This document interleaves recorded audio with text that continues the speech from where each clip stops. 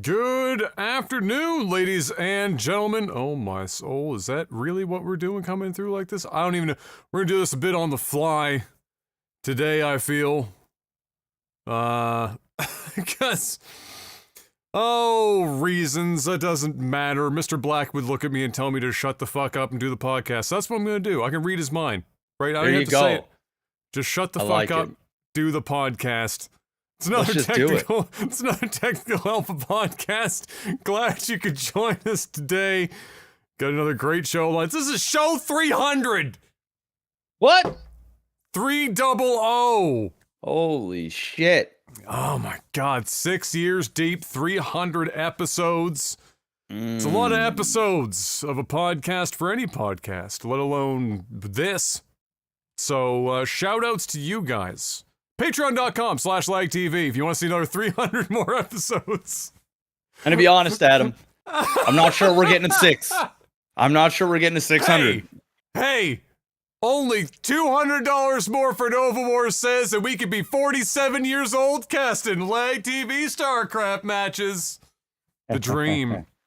But yeah, 300 episodes in. It's big number. Wish I could tell you anything special. We don't. We're just here. It's another day. It's another week. I've got, I messaged Chef, I was like, just hold on a second. I'm just blending this smoothie up. I got downstairs, I put this, what's supposed to be smoothie to my lip. This shit is like bordering on Dairy Queen Blizzard. I'm gonna hold this shit upside down over my head and I might get damp, but most of it's staying in this cup. This shit is thicker than a bowl of oatmeal. Oh my God. So but the real question is, can you do the I know. I know. Okay. No, it is liquid enough to move, but it's not like it hits your lips and you still got to do some work. Like there's effort involved. Because if I was down here, I would have gone back upstairs and friggin' put some more liquid in that shit and waiting here for an eternity trying to have my smoothie. But in any case, yes, episode 300, and we're going to start it just like any other episode. Mr. Black, most important question of the week. How was your week? It was just another week. That's it. Good. How was nothing crazy. Kai's over his first official school-related cold, I'm assuming, at this point? Yeah, he's over that. Yeah. He's over that. He's good now. And has he been continuing to enjoy his time? Yeah, he's having fun. He's enjoying school. Wonderful. Yeah. So I can't complain in that aspect. He doesn't like moan and suck when he's got to get up for school. He's excited. So that's the dream. It's the dream. The homework hasn't started yet, though. That hasn't sunk in yet. Eventually, I don't think they do. I don't think they do much homework. They have like activities and like different things.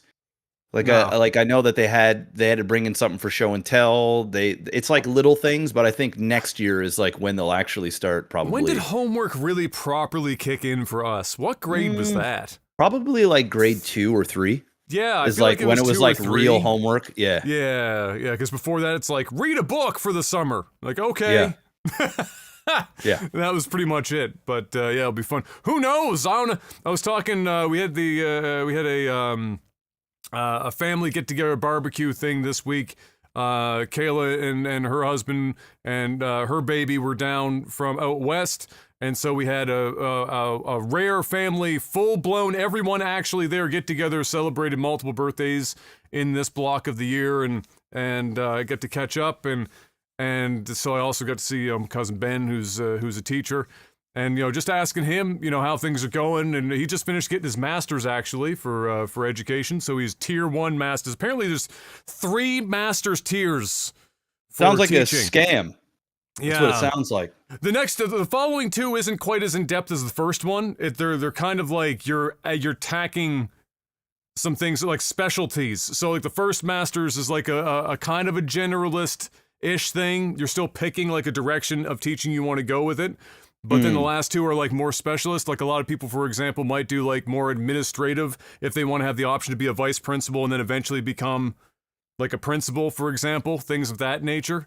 But otherwise, yeah, like the first one is the thing. So he got that done. That's a big pay bump for him. So he was pretty jacked about that.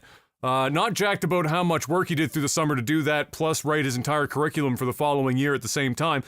But he survived. He's there. He's doing it. And I was asking him, I was like, so what is exactly the fuck is school like right now? Because like, honest to God, sometimes you forget that school, like as a thing, just changes over time pretty dramatically, even for the amount of time we've been out of high school, which is where he's done a lot of teaching. And so they've changed a bunch of stuff. But like one of the weird ones, for example, although it made a lot more sense than when we were in high school. You'll remember when we were in high school, they had a thing, the way that it worked was you had 5 periods in a day and 2 periods were the same course. So you had like one in the beginning of the day, and then you had like, you went back, so you could have like physics twice in one day, or you had like fucking English twice in one day, or whatever the fuck, which just didn't make any sense to anyone, but that's the way that we did it. And now, they just have 4 periods, 4 periods with an added thing somewhere, where they just do all the same shit throughout the entire fucking day, and it's not whatever the fuck. So that was great, but as a teacher, there's so much more. Teachers right now are getting fucking reamed, bro. Holy shit. The amount of extra work that they're getting teachers to do now versus when we went to school is kind of insane. I don't understand. Well, now I understand why so many teachers, the turnover is so high, because what they're asking is crazy. So like back in the day for us, it was kind of like, you know, you were either part of the class or you needed so much extra attention that you were in a totally different section, and occasionally you'd be brought into a classroom or whatever else if you needed that much extra help. Otherwise, it was just you were in the class and you were either getting the curriculum or you weren't getting shit. And that was the show. But they don't allow that anymore, and they basically push kids right through the system whether they're ready for it or not. And in order to accomplish this, they have like, the way he described it, there's basically 3 different tiers of curriculum that teachers have to have on hand now for each of the tiers of student capabilities. And depending on the class that you have, you may have to use all 3, or you may only have to use 2, but they're basically running 3 different curriculums for every single class. And then they took away the teacher's prep time that used to be like 25 minutes, like they had like a 1 free period. So they took the 25 minutes out, because that was what they negotiated for, like slightly more pay. So like, all right, well, we're going to give you guys slightly more pay, but what we're going to do is we're going to ask you to do 30% more work. We're going to take away your prep time for tests or whatever else. That's going to go away now, so you basically don't have any of that anymore. And then we're going to do that so that because we're paying you, we don't have to pay as many teachers, because we're now getting you to do as much work as more teachers would have done otherwise. And so it's a complete fucking shit show. So he's only just been in the system for 7 years, and he's already talking about leaving. He's like, no. Makes sense. I'm not, I can't. He's like, I'm getting burned out already. I only been in here for 7 years. Man's not even in his mid-30s. And you make what, like $50K a year? Here, no, you do okay. With him, with Masters now, you're doing okay. So like he said, the pay is good. The problem is that the workload is so high now that like and the amount of hours, he said you go to school for like 7-8 hours, you come home and you just work until 10 o'clock at night, go to sleep, and you do that. And then in the summer months, because they want you to do all these curriculums and stuff, he said you have the summer off, but you're still basically just doing work for the following year. So a lot of the benefits that came with teaching now are kind of, you know, fleeting. But nevertheless, anyway, I digress. We had a great birthday party get together. My cousin's baby is fucking adorable. It's you know, it was hilarious to see her. She looks so much like her mom when she smiles. If she's dead faced, she's like exactly like her father. There's absolutely no friggin' Kayla there unless she's smiling, which is luckily pretty much all the time. But that was nice to see everyone. And then other than that, I've been playing Starfield. Mr. Blank? Dude, where you go? Have you seen? I'm just gonna go and say. Have you seen any of me playing this game? No, I haven't. I think I've seen you play for about. I saw some of your character creation, which was funny. When he was like partly bald and he had that hair coming down, I was like, oh my god. That was funny. I'm not gonna lie. I fucking lolled pretty hard. But in terms of you actually like playing the game, I think I tuned in for like 5 minutes when I was driving home from the gym or something. Yeah. And I'm gonna be honest, bro. I'm not gonna go and say the game looks like shit because I don't think it looks like shit. But if mid was the game, if the game was called midfield, it would be accurate. It would be very accurate. The game looks like a reskinned fucking Fallout 76 mixed with just a little bit of Skyrim in space. Like it looks a lot more like Fallout does than for obvious Skyrim reasons. For obvious reasons. Yeah. But I mean, it is like if they said that this was Fallout, like Fallout the future or Fallout whatever, I would have believed it. I'd have been like, yep, okay, yep, this is Fallout. The game looks now, guys.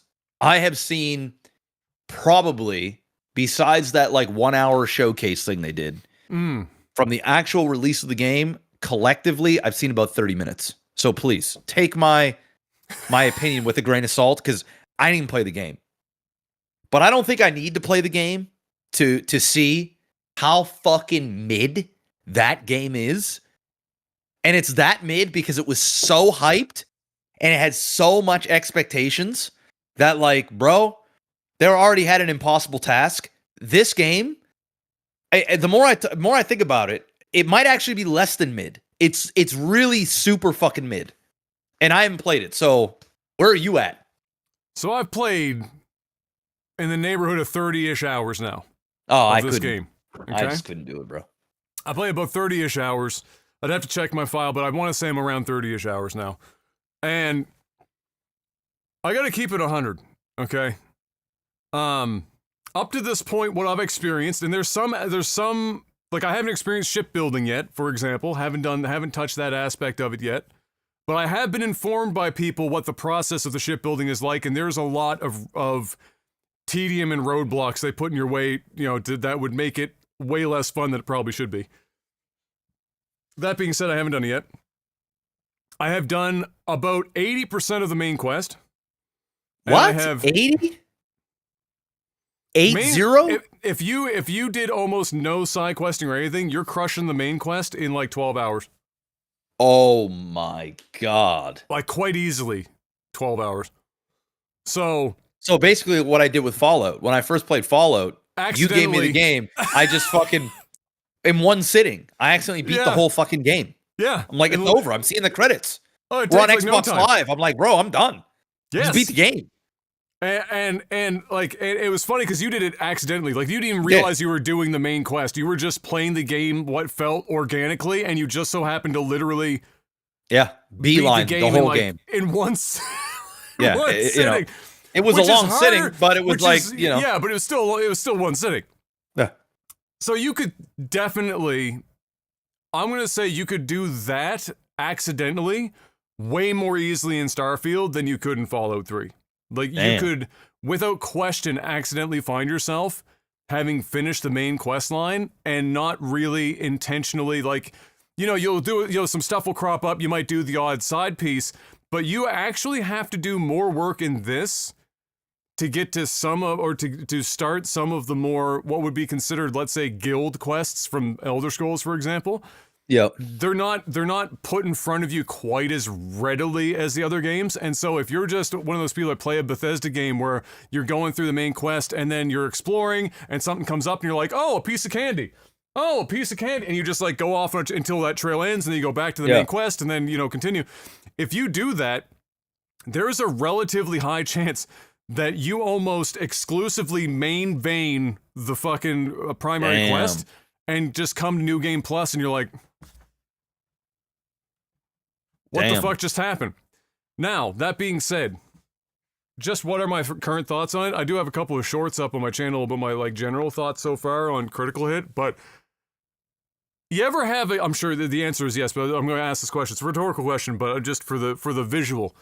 For those who want something that you could really be like, oh, so that's what it's like to play Starfield.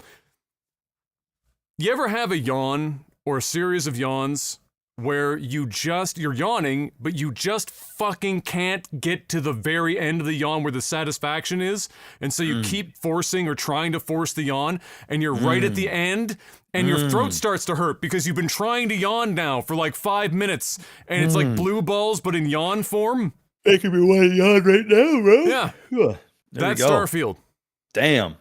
So it's like that feeling of wanting to sneeze, but the sneeze just doesn't come. Just never and you're happens. You're just upset that you can't get that euphoric feeling after a sneeze and that release. It's nothing.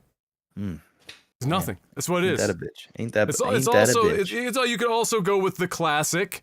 This is like a dry, no lube, not even smiling, other hand scrolling social media while the other is given a fucking sad hand job. That's pretty much what Starfield is like. It is an unenthusiastic, no personality, zero personality to speak of. It is. When you think of a Bethesda game, like there are some very definitive. You know what a Bethesda game is. This is the most Bethesda game ever made, where it's so much a Bethesda game that it manages to have no personality.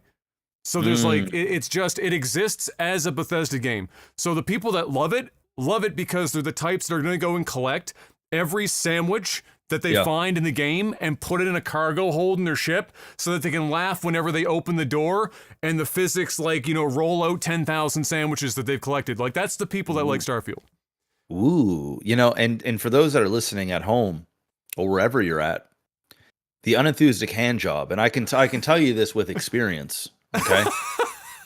I'm 36 years old. All right? I'm 36. I know some of you guys are going, holy shit, that makes me feel old. Yeah, I know. Me too.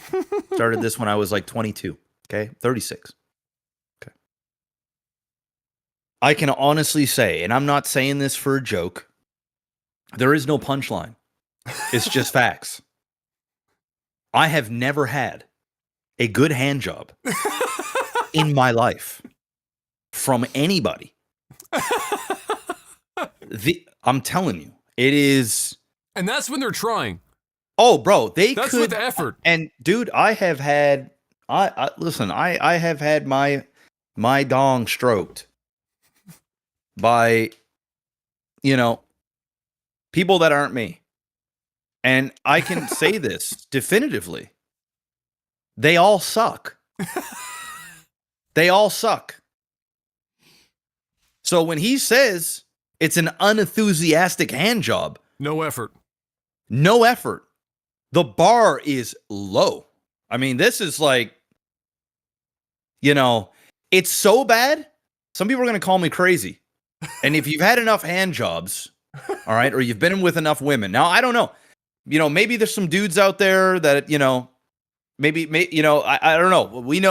Listen, as a guy, I know, listen, I can make something happen in 30 seconds. And a chick, it might take her 30 minutes. I'm not even joking. Like, we know what the fuck we're doing. It's our thing. Right? We know our way around. We know our way around. We know the spots. We know if we want to drag this session out or we want to bust us a couple quicks. This is just how it is. It's true. And I can tell you definitively. All right. I have never had a good hand job. In fact, I'll go and say this. If anybody were to ever offer me a hand job, okay? I'm obviously saying no because I'm married. This includes my wife. If my wife comes to me and says, yo, Jeff, I don't know what's possessed me, but I just want to stroke a tip. I'm going to say, is that the only thing you're doing? Because if not, the answer is no. Yeah, I don't even want it. And it's no disrespect to her or anybody else. It's not good. It's not, that ain't it, right? I'm sorry, that's the secret, ladies. The 4 of you that are watching this podcast right now, okay? Listen, there might be some dudes out there that, hey, they'll take anything. And hey, bless you. Bless you. Okay? But a hand job, I don't know. Maybe I haven't had a very enthusiastic hand job. Maybe I'm missing out. Hey, listen, what if it's like this? What's like, and you'll, what if it's like this? All right. You know what they say? And by they, I mean guys. You know what we say about, maybe you got a boy, right? Comes to you, he's like, man, just got a new girl. Met this new girl. First couple weeks, so it's hot and fucking heavy. They're just fucking like rabbits all the fucking time. And he comes, he's like, man, this girl could fucking suck a bowling ball through a garden hose.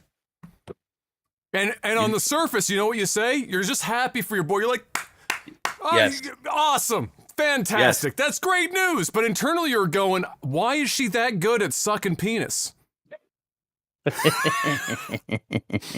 She had some practice. Had some practice, right? So like, you know, on one side you're like, oh, okay, well, most of the women I've been with don't know their way around well enough with the hands to make the magic happen. It's probably because ain't got no fucking practice, right? So you know, it's you know, it's not the end of the world. You know, it just means that they haven't been out there. That's right. It could be good. They're moldable. Tug of war with everyone they come across. Hey, it means they're moldable. You know what I'm saying? You can teach. Just like, hey, with a woman, we act like we know what we're doing. We don't know what the fuck we're doing. Not a clue. We don't know what the fuck we're doing. Fake it till you make it, baby. It takes time. It takes time to understand what the lady wants. And all women are different. Some are the same, but most of them are different. Right? You know, some women like this, some women like that, some women don't like this, some women don't like that. Hey, you know, I am your canvas. Do as you please. What do you want me to do for you? I can do it for you. Just tell me. Just tell me.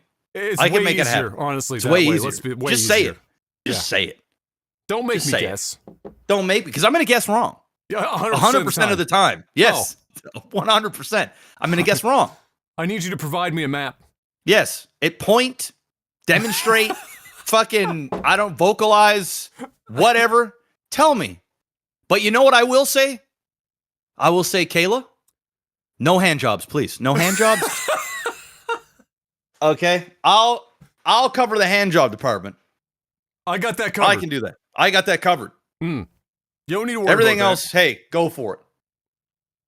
I don't know how we got there, but we got there. We got there. Speaking of getting there, I'll add this one last little thing about Starfield, just to give you an idea of like how much thought they put into this game design, Mr. Black. Okay. Ooh, a lot of it, I guess. Having seen what you've seen about the game, would you agree that like the top 3 things that are going to be likely interested, people are going to be interested in, if they're people that see game trailers, because this is something people need to remember. We talked about this before. Not everyone fucking sees game trailers. They're seeing shit online. Maybe they get a recommendation from a friend or something. They might be flying fucking blind, right?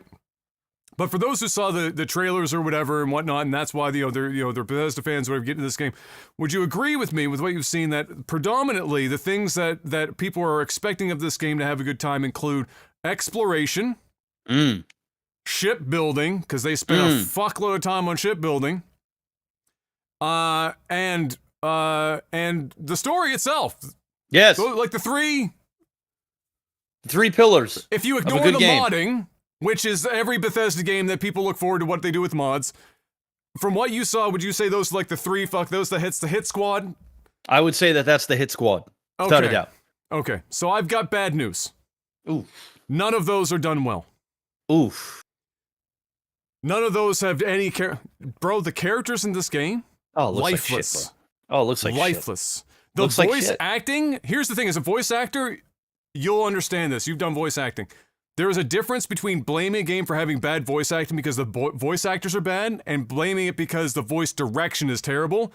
The voice direction in this game doesn't exist. And I think they did a similar thing that they've done in the past where the rumor was to save time and money, they did the voice lines in the game in alphabetical order. So contextually, as a voice actor, you're getting like, you don't know. You don't even know. So every line sounds like AI is delivering it, like, you know, full dead flat and like very little, like, because they have no context. They don't know what the fuck. They don't know no inflections, just nothing. Right? Eye troubler. And would you like to see my wares? The writing is done by Joss Whedon. Ooh. It's millennials all over it. Heavy millennial snark that hasn't been funny in about 10 years. And it's there. So you got that combo. The story? Have you seen Aliens? Yes. Okay, so you've seen Alien, like in intellectual life. Like aliens that can speak. Oh, you mean in the game? I thought you meant the movie. Yes.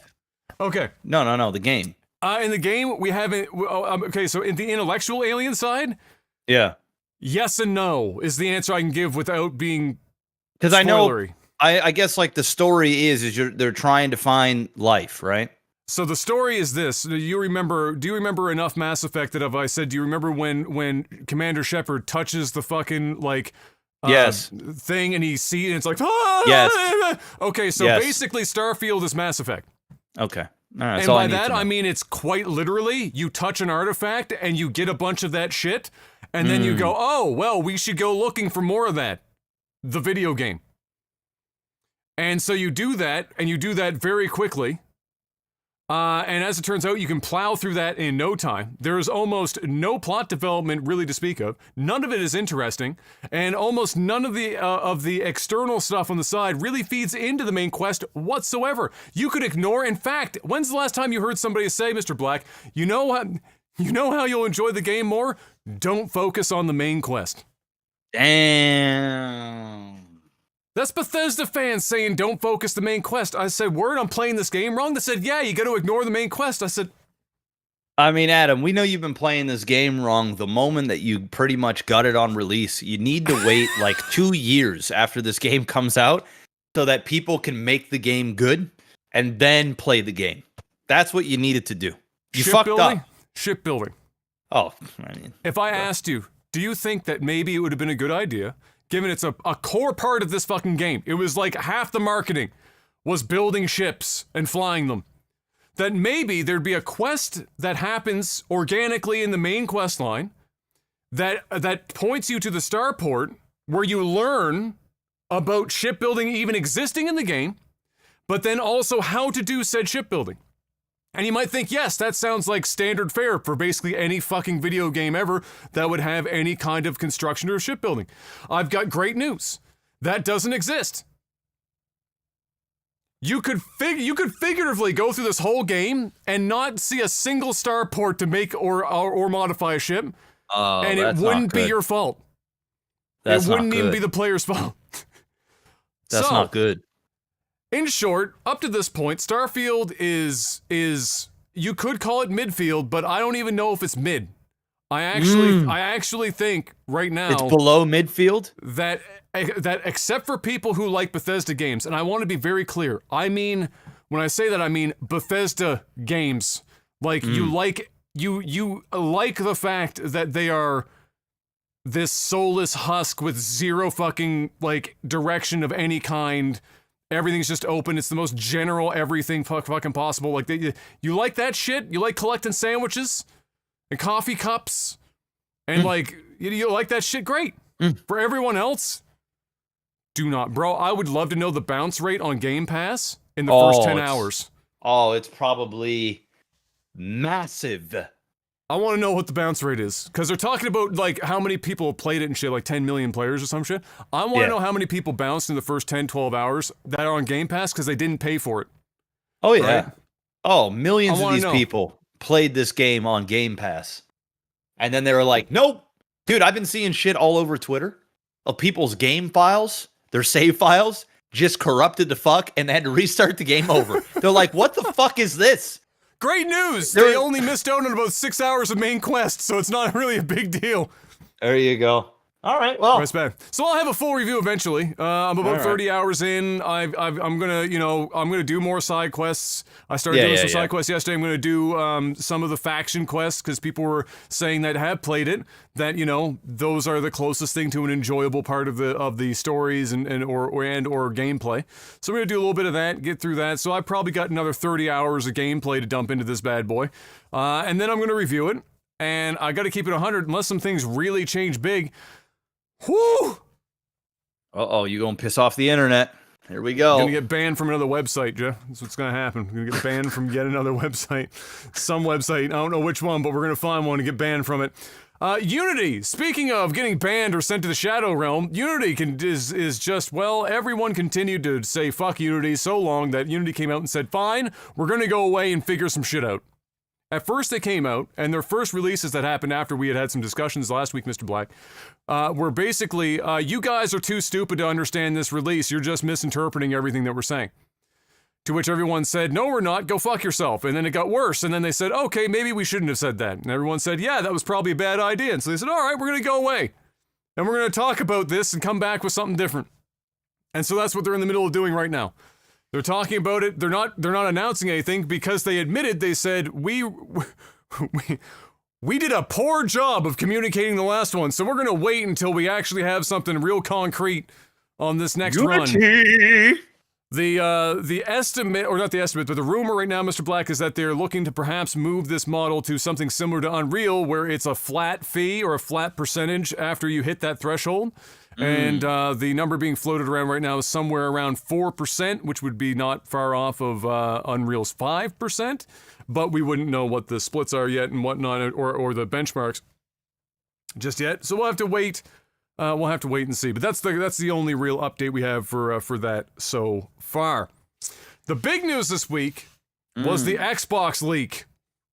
And you know what else is big news? Is this microphone looks like it's about to fucking fall right out of this godforsaken thing. Is it slipping out of the thing? That's the good one, too. Yeah, no. What the fuck is going on here? Did one of the bands get fucked up or something? All right. Well, I guess we'll have to go right there. All right. Sorry, guys. Okay. I know you guys are hearing a whole bunch of shit, but no, we didn't get very much of that. I think microphone looked like it was just going to fall right out of the damn thing.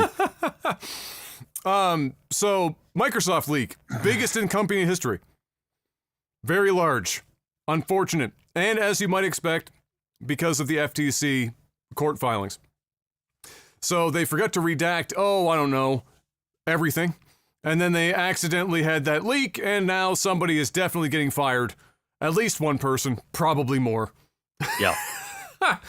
In the grand scheme of things. I don't know if you saw some of this pop up on your Twitter. Yeah. But there was an awful lot of stuff that got leaked here, and we'll go over some of it here, because there's a lot of juicy shit in here. Now, that being said, I'll preface this, and I talked about this on the stream too.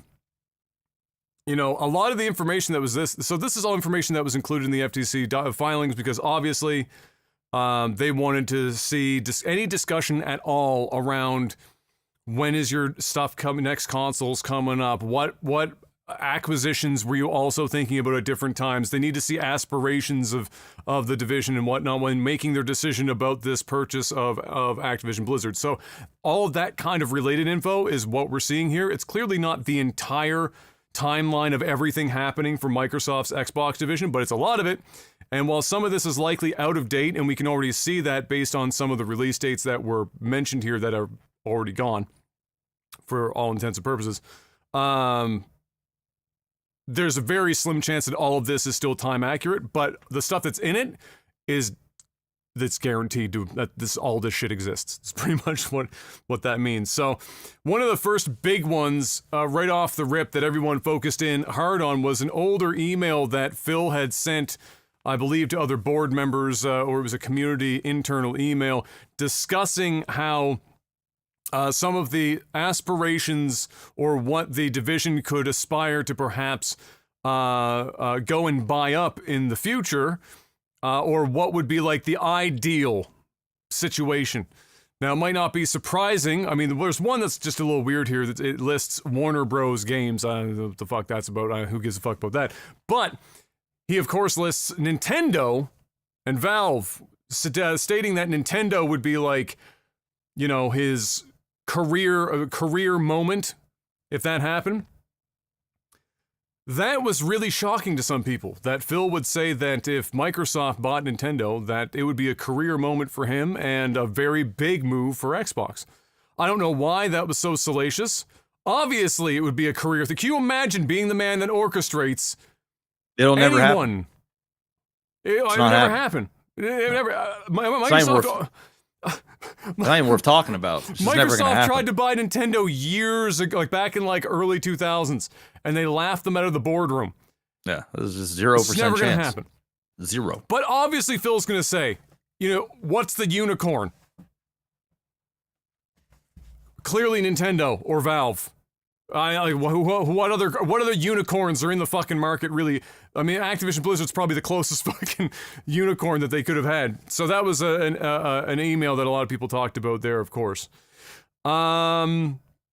And then we got a bunch of leaks for games that are forthcoming. Some of these that we already knew about, others we may or may not have known about. For example, now whether or not the release date times are real or not, I don't know. So I won't really be too worried about that. But Indiana Jones game, which we knew was kind of a thing, was supposed to be arriving here in the fiscal year of 2022. Guess what? That didn't happen. So, as I said, there's some stuff here that just never came to fruition, which is why you should probably take some of this with a grain of salt, because their plans have clearly changed since some of this stuff was originally listed. An Oblivion remaster is very interesting, though. That's listed here. That is probably still happening. It's just not here at this time. We also saw an Elder Scrolls Online expansion, Starfield DLC, fiscal year 2022. The game didn't even come out until this year, so... and we all know DLC is coming for Starfield. That's a fucking guarantee, no questions asked. A Doom game and DLC. A couple of unnamed ones that just had code names, Project Kestrel and Platinum.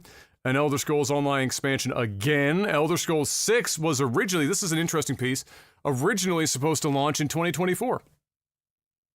That obviously shifted pretty heavily with, along with the shifted times for Starfield. And now it seems that Elder Scrolls 6 is actually slated for something like 2026 instead of 2024.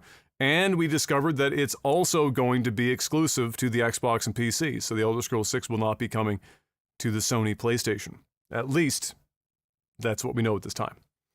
Fallout 3 remaster, along with that Oblivion remaster. That's guaranteed also happening. Another Elder Scrolls Online expansion. They want one of those every fucking like 3 months, evidently. Ghostwire Tokyo getting a sequel. Dishonored 3 is another big one. That's another Bethesda game. And another Doom expansion of some kind in the works. Now, the other big ones, and this is probably the one that hurt them the most, is like the one thing that you don't really want people to know way ahead of time are when you're going to be releasing things like console refreshes and brand new next-gen consoles. Not just for your competition to know, but also you don't want... it fucks your sales of your current stuff. Yeah, it fucks your sales. Like how you like nobody's going to buy your shit because they know when the next round of stuff is coming. Right? So this was the catastrophic stuff. So what we know out of these leaks is that they are working on refreshes. They're not necessarily like a Pro. This is not like a PS4 Pro situation, but they are upgrading things or updating things about the consoles. Like, for example, the ports that are available on them. They're changing, it looks like they're changing the form factor of the Series X to be more of like a cylinder instead of a box. On the refresh seems to be where the direction they're taking with that. But they say that they're like, as far as their power is concerned, they're basically the same thing. They're just getting a refresh of like connections, you know, ports and other things of that nature is what they're going to come with. Oh, and a 2 terabyte hard drive instead of 1. So increased storage and whatnot as well. There's also a Series S refresh that's coming. Oh, I don't think we saw any pictures for that one. So they know there's 2 of those coming. And the Series S one hurts them probably more than anything because, as we also discovered in this leak, 75% of the current generation Xbox sales are Series S. That's fucking massive. 3/4 of every console sale for Xbox this gen is the Series S. Which tells you how important it would be for them to milk as much value out of that as humanly possible, and why Game Pass is so important, because the most valuable thing fucking for a consumer right now is probably a Series S and Game Pass. And so that's a really huge market for them, which is why they're probably not going to drop the Series S anytime soon. And then we also found out that the next true Xbox console generation is currently semi-slated for 2028. Now that coincides with a possible secondary release date time frame for Elder Scrolls 6, because there's 2 rumors. One is the 2026, and one is it becomes a launch title for the next-gen consoles that crosses over and is on both generations, etc., etc. So there you go. That's kind of like the meat and potatoes. There are a couple other pieces in there. Like, for example, there's 2 new controllers coming. One's a refresh of the current model with some updates, and another one is a a middle ground between the standard controller and the Elite. And then there's a new Elite coming. So all the controllers are getting updates, and then there's a new middle ground controller coming. And if I had to take a guess, the middle ground one is probably the Elite without the paddles. So all the other button upgrades and all that shit are probably a part of it, but the modularity is likely going to get stripped out of it. And then the base controller is getting an update probably for Bluetooth version or whatever the fuck is coming, and maybe some other small updates as well. And then the next console that they're talking about is also possibly entirely cloud-based. And so that had a lot of people talking as well, wondering what the fuck that's actually going to come along with. Which this shit is almost half a decade away, bare minimum. So how much is going to change in the 5 years? Hard to say. That being said, that was a very big leak. There was also some form of Xbox handheld that was mentioned in there, but I haven't found too much more about that handheld situation as of yet. So, biggest leak in the company's history, kind of down bad. Phil came out and talked about it, said it's really, it's frustrating for the team because, one, a lot of things have changed in this timeline, and this information that's out there is going to really skew a lot of shit for them, and he feels bad for everyone that's working at the company, and that this stuff might be fucking up everyone's timelines, and of course the PR shitstorm that comes with it. And certainly not necessarily what the Xbox needed at this time, but that they're kind of their fault. They didn't redact all this shit, and then they got their shit leaked, so. Rip. Now, the other information here that was interesting, I guess, before we move on out of this was that, where is that? Oh, so Phil was talking about in these leaks, there was a discussion around the fact that if the Xbox division does not meet certain targets for Game Pass numbers by 2027, Microsoft has stated that they are very likely to just shut the whole division down. So if anyone's wondering why they're so hardcore all in on Game Pass right now, it's because they're trying to buy their way into a market, create a market, so that Microsoft will continue to fund the division. Because right now, I think the number was roughly 100 million subscribers. If they can't hit that by 2027, then there's a good shot Microsoft just walks away from gaming and starts selling assets off and moving out altogether, which would be unfortunate because to be reduced down to only Sony and Nintendo would be, well, I mean, as much as I enjoyed the 90s, more competition is always nice to have. Less competition would kind of suck. Nevertheless, lots of money being spent. Speaking of lots of money being spent, we also know how, within reason, profitable or not profitable the Game Pass is, Mr. Black. We discovered that of a list of about 18 games, I didn't list the games because I didn't need to read them all off, the cost of those were in the leaked documents of what they cost Microsoft to have them on the Game Pass. Interestingly enough, GTA 5 was on this list, but it was the only one there, I think, that was listed as monthly, so they had to pay them monthly. And the monthly cost for GTA 5, $12 to $15 million a month. Ooh. Rockstar caking. Now, I don't know if Microsoft gets like a cut of all the money that the online GTA 5 online money that gets spent because it's on their platform. I have no idea how that pans out, but I would imagine it has to be some because 15 mil a month is fucking steep. That shit's crazy. Nevertheless, what's steep is the total cost for all of these games, 18 of them, $1 billion. $1 billion. For 18 games per year, or and just for the length of time that those games are on the platform or on Game Pass, with the exception, of course, of GTA 5, which is a monthly recurring fee. And so yeah, $1 billion. That was interesting because everyone's kind of been speculating how much money is it costing them to run this Game Pass. They said their revenue is $230 million a month, but how much are they spending to achieve that $230 million? What's the profit margin on this? And if what it seems like is that if there's a profit, it's in the low single digits, if they're lucky right now. And so, yeah, that's an interesting thing. That shows you how much money they're spending to try and keep this bad boy going to create a market for themselves. And that's not even advertising, nothing. That's just licensing these games. Like, you know, the people they got to hire to keep the shit running, fucking servers. I mean, you fucking name it. I mean, that's a lot of money. So you can understand why Microsoft is saying, all right, Phil, 2027. Make it happen or make it happen that's or you're retiring along with the Xbox brand. Good luck. Get out there and make it happen. And I'm sure he doesn't want that legacy either. Being the guy that fucking sunk the whole ship. It's just like, hey man, you can do it, Philly. It's over. Nobody plays Xbox anymore. Nobody wants that fucking fall game. Nobody.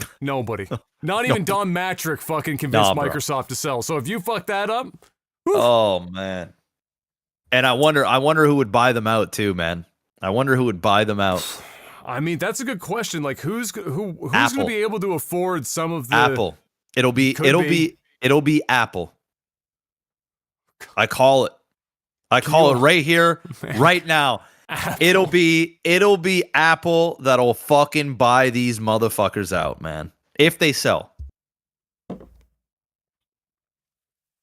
I don't even want to think about what an Apple-run fucking like console video game company would look like. Yeah, and it's just like I don't see like Amazon would be the next best thing. Like Amazon, I guess like structurally would make sense. Like they're already involved in gaming. They're already involved in gaming and stuff. But I think Apple, this will be like their chance to fucking get in. You know, they've got the infrastructure already. I mean, they look at all the devices they have. They could integrate it with all fucking Apple, like iPhones. I mean, there's a world in which Apple literally comes in with their bagillion trillion dollars and says, here's $1 trillion. Fuck off.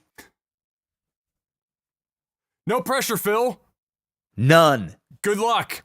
You know, people were shitting on Phil during this whole period because of the internal emails and stuff. And I said, you know what I said about Phil? It's like, listen, Phil makes mistakes like lots of fucking execs do. But you know what the difference is between Phil and, let's say, Jim Ryan and PlayStation?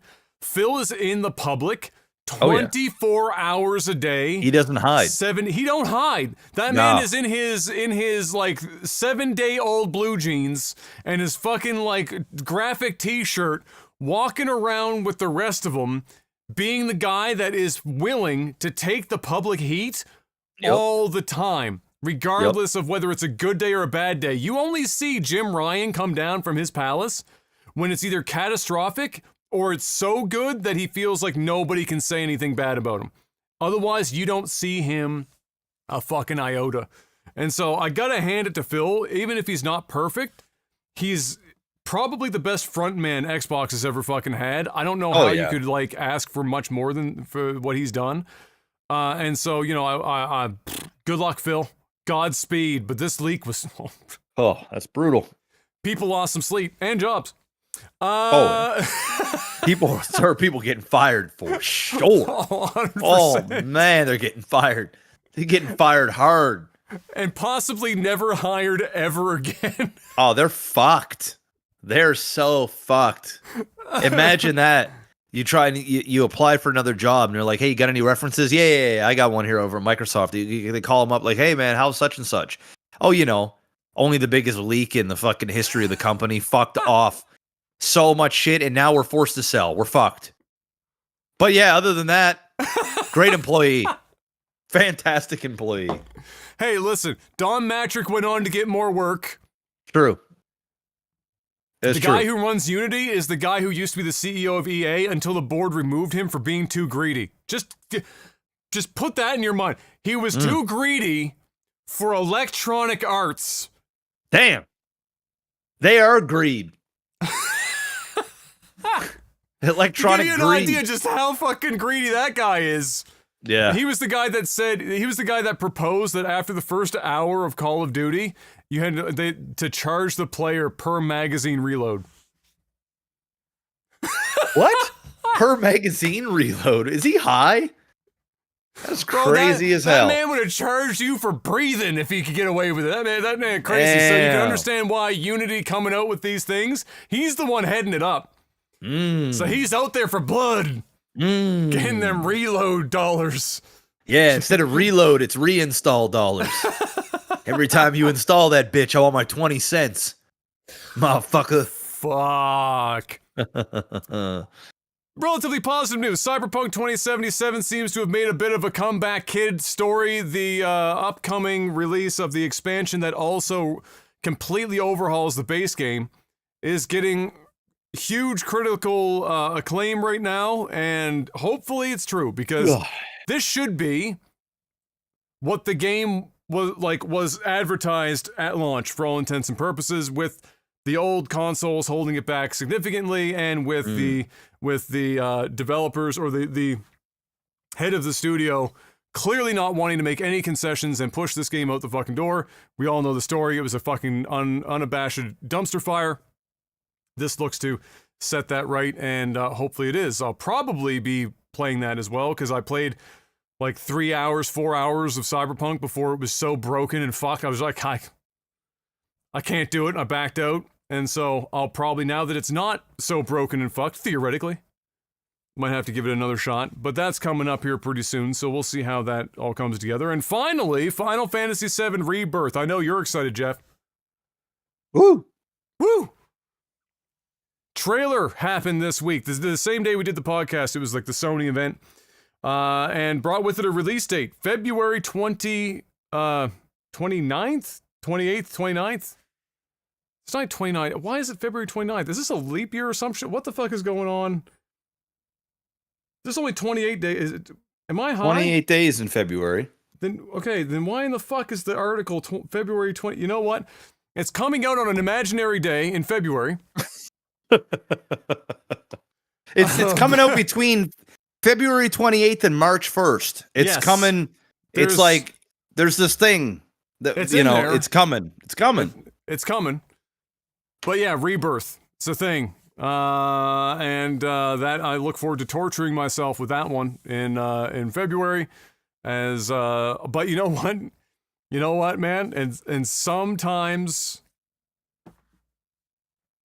like Starfield, sometimes you just got to accept that there's a whole lot of people that will just take it and love it, and it will be the second coming. Great. And when you see the responses to the trailer for this, and they basically rewrote the entire story in like the worst fucking campy ways, and you're just like, kill me now. There's a lot of people out there that were like, bro, I cried watching this trailer. I said, word? You cried? Damn. You got therapy? Damn. Sounds like you needed a good cry, because this ain't it, man. This ain't it. Hey, I guess if Tears of the Kingdom can be the before and after, like a religious experience, like there was life before and then life after. Everyone's got something, Mr. Black. You know what we have? Something to sell out.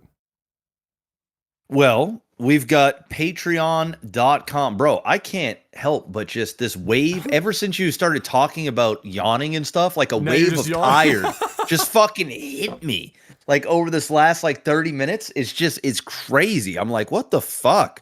All right. Playing Starfield, I almost fell asleep in my chair like 15 fucking thousand times. So yeah, I feel you, bro. Just talking about it puts people to sleep. Patreon.com/legtv. Head on over there. Throw some money at the screen if you got it. If you don't, that's okay. It's all right. Just go ahead and hit the like button, subscribe, share the podcast with a friend. Do all the things that don't cost money. All right. But if you've got deep pockets, or you've got shallow pockets and you just want to spread some around, you can head on over to nordvpn.com/OTT. That is nordvpn.com/OTT. Get yourself a 2-year subscription. Get 4 extra months permanently now. This is the way it's going. So now you're going to get 4 extra months. Massive discount. Use the promo code OTT. Stay safe, stay anonymous, guys. Guys, it's 2023. We're going into 2024 soon. All right? It's a digital world out there, guys. It's a digital world. And guess what? In a digital world, they coming for your shit. They coming for your credit card information. They coming for your cookies. They coming for your IPs. They coming for all the things. The malware is seeping through your system, and they just want to infect it. They want to infect it so bad to the point where it runs like dog water. And when it runs like dog water, it's never a good thing. Because I don't know if y'all saw dog water before. It's nasty. The dog is outside. He's eating grass and rocks and dirt and shit, literal shit, is eating that. And then he goes to his little bowl of water to get a drink because he's parched. And when he's doing it, little feces fragments and things go inside the dog water. It's ass. That's your computer when you don't use NordVPN. That's your computer. All right. They've got a thing called threat protection that runs in the background of your PC. All right. Comes with your subscription. You run that. Dude, I was running that on my laptop the other night, and I'm on the internet doing internet things. You know, I'm doing internet things with my VPN because it's what you do. And all of a sudden, threat protection came up on this website. No, you ain't going on this website. I said, what do you mean I ain't going on this website? What is this? You don't get to tell me where I can and cannot go NordVPN. How dare you do that? And then I started reading down a little bit more. Oh, this is a malware site. Oh, they here to destroy my laptop. Thank you, NordVPN. Thank you, threat protection that came with my subscription. That could be you guys. And it's less than a cup of coffee a month. It's less than the cost of the fruit in Adam's smoothie that he's sucking down right now. This is the truth. This is the truth. So you can head on over there, nordvpn.com/OTT. Stay safe, stay anonymous, watch different regions of Netflix at the click of a button. Support us, support you. Have anonymity when you're on the internet. Yeah, I said it, anonymity. I can say that word. Adam can't. That's why I do the sellout. Head on over there. Get yourself a VPN subscription. Guys, it's going to work on your Mac. It's going to work on your PC, your laptop, your iPhone, your Android. I mean, it works on virtually everything, guys. And it's less than a cup of coffee a month. Did I say that already? I think I did, but I want you to know it's less than a cup of coffee a month.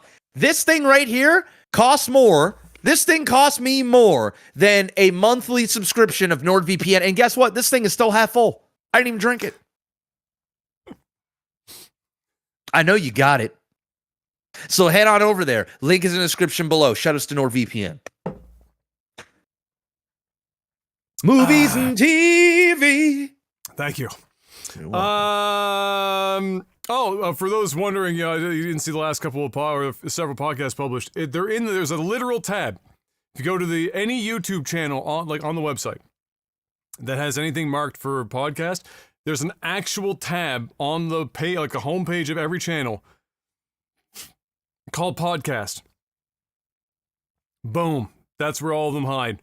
They don't publish like a normal video because they're part of the live stream thing, and YouTube hasn't figured the live streaming thing out yet. They're still working on it. And so you got to go to that tab and you will find it. That is where you'll find it. Live. Or the live tab if you want to see a VOD, because they're basically the same thing, but generally speaking, podcast. Go to the podcast tab. Looks like some talks, Mr. Black, have started late last night, I believe, for this whole strike situation. Do we have any new information that has come out about that, or is it still? I haven't heard anything, and movie news and shit has been so dry that because of the strikes and stuff now, like we're just running out of shit to say, and like and nothing's going on. So I literally have zero to say. Well, I just heard that apparently the big guys have finally come down from their fucking golden seats and said, okay, fine. We'll have a chat. Finally, get in the fucking room. You're costing us hundreds of millions of dollars, I guess. Damn it. I will pay you like a human being. Fuck. Do you know how expensive these yachts are? Gotta help me. I've got 6 full-time staff members living on this yacht. It costs me $1 million a year in salary. Do you know what the gas is on this bitch? Do you understand what it takes to take a private jet to the Bahamas and then take a private helicopter that I bought to my yacht? It's expensive. You just don't understand how difficult the life of a rich man and woman is. We can't trust anyone. Let's be real. The vast majority are rich men. All right, let's be real. Maybe for every 300 rich men, there's like one rich woman that's just out there suffering. That's true.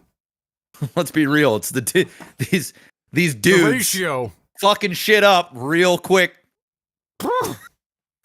So, hey, cocaine's you reap what you sow. That is true. You reap what you sow. Nicolas Cage is doing an A24 movie.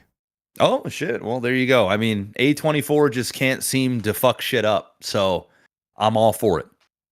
I mean, listen, I didn't know I needed a Nicolas Cage like movie by A24. I never would have thought it would happen, but here we are, and I'm gonna take it. I'm gonna run with it. And it looks like it might be like it might turn into at some point in the movie, like it turns into almost like a psychological horror type situation. And so yeah, I'm looking forward to it. And you know what's the crazier part? Nicolas Cage actually let them convince him to play a man that has lost his hair. After all that work Nick Cage been putting in to keep whatever widow's peak he's been rocking for 25 years and now. He's just balded out? Well, it's like the middle is all gone, and then he's got like the I see. Yeah, the sides and stuff grown in, but he's let the he's let that widow's peak go. Although it's obviously a bald cap, he would never shave that hair, and he's worked way too hard to get that hair to come back. He's never going to do that, but nevertheless, yeah, there you go. Well, that's a very long list of movies and TV, which means it's time. Unless you've got something you've been watching. I ain't got nothing, man. Nothing. It's tough out here in these streets with this strike, I'm telling you. Let me see here, which means it's time for... It's actually nice because I can like catch up on stuff. We've been like... yeah, that's true. You can watch shit and like catch up. It's time for tech support. Patreon.com/LikeTV is the place to go if you want to financially support this podcast. Each and every week, put up a post on the Patreon page called Tech Support where you can ask us questions and we give you answers as long as you're paying us $5 or more a month. It's just how life works. I know you got it. Let's see here.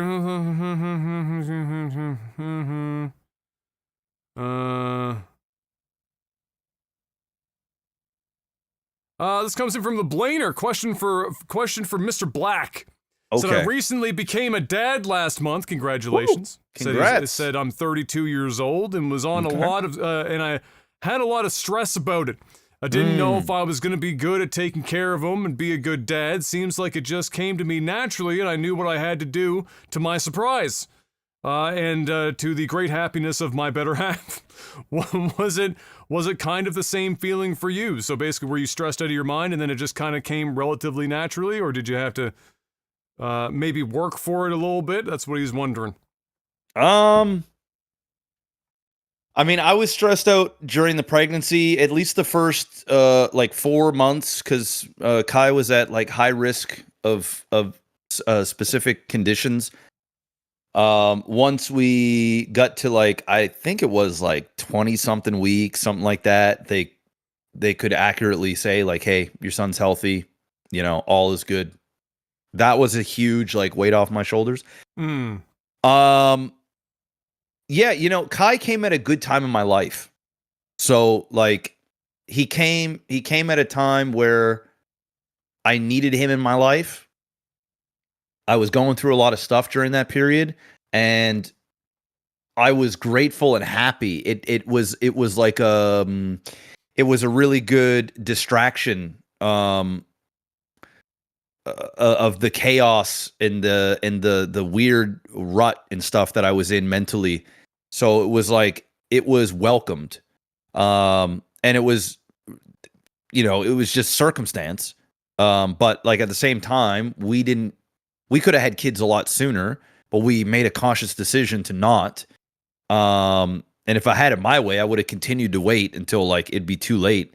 So Kayla kind of, got off the pill and clamped down. And that was the show. But to answer your question, I wasn't too worried about me being a good dad. Like I always knew that like it didn't matter. I was always going to be there. But my main worry comes from providing. That's always been my the thing that scared me was, am I ready? Can I provide?